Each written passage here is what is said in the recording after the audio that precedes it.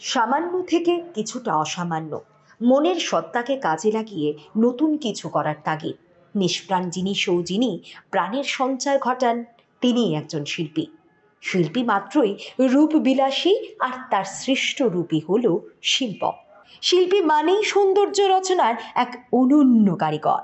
নতুন কিছু করার ইচ্ছে শক্তি সামান্য জিনিসকে করে তোলে অসামান্য। এমন এক অভিনব প্রয়াস রাজ্যের তরুণ শিল্পী দীনেশ দাস। শিল্পী দীনেশের গল্প আমরা ইতিপূর্বেও তুলে ধরেছিলাম দৈনিক সংবাদের দর্শকদের সম্মুখে। তার শিল্পকর্মে এখন পর্যন্ত বহু সৃষ্টি রচনা করেছেন দীনেশ। নানান দেবদেবী থেকে শুরু করে বিভিন্ন পর্যটন স্থান সহ দর্শনীয় স্থানগুলোকে সামান্য পাথরের গায়ে ফুটিয়ে তুলেছে এই তরুণ শিল্পী। শুধু তাই নয়, ক্ষুদ্র ক্ষুদ্র চাল ডাল থেকে শুরু করে করলার বীজের গায়ে ছবি এঁকেও অবাক করেছেন সকলকে। সামাজিক মাধ্যমে ডি স্টোন আর্টস নামে একটি পেজও রয়েছে তার। এই পেজের মাধ্যমে নিজের শিল্পকর্মগুলোকে সকলের সামনে তুলে ধরে বেশ প্রশংসাও করছেন শিল্পী দীনেশ দাস।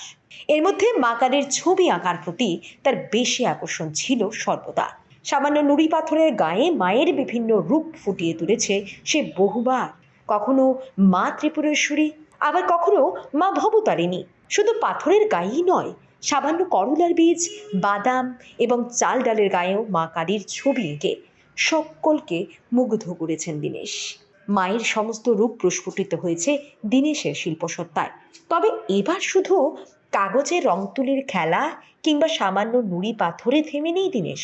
এবার গল্পটা একটু অন্যরকম। এবার ছোট ছোট পাথরের গায়ে আঁকার বাইরে বেরিয়ে একেবারে হুবহু মা ত্রিপুরেশ্বরী মন্দিরের মূর্তি বানিয়ে ফেললেন শিল্পী দীনেশ। তার এই কাজ ইতিমধ্যেই নেট দুনিয়ায় ব্যাপক সাড়া ফেলতে শুরু করেছে। তার এই সৃষ্টি বাহবা কুড়োচ্ছে সর্বত্র। এই মায়ের মূর্তি তৈরির ভাবনা দীনেশের মনে কিভাবে এলো এ বিষয়ে জানতে চাইলে দীনেশ জানান, ত্রিপুরেশ্বরী মন্দিরে মায়ের বিগ্রহকে স্পর্শ করার কোনো অনুমতি নেই।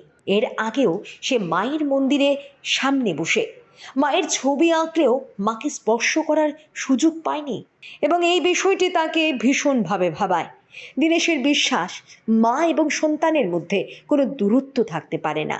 সেই থেকেই তার এই ভাবনা, আর যেই ভাবনা সেই কাজ। মাকে কাছ থেকে দেখার ও মাকে স্পর্শ করার ইচ্ছেকে পাথেয় করেই এই অভিনব সৃষ্টি।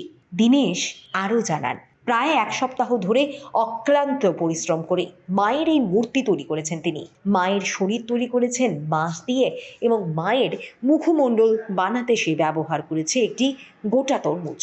তাছাড়া মায়ের পরনের সমস্ত গহনাও সে নিজের হাতে তৈরি করেছে। শিল্পী দীনেশ জানিয়েছে, আগামী দিনে আরও অন্যান্য দেবদেবীদের নিয়েও কাজ করার পরিকল্পনা রয়েছে তার।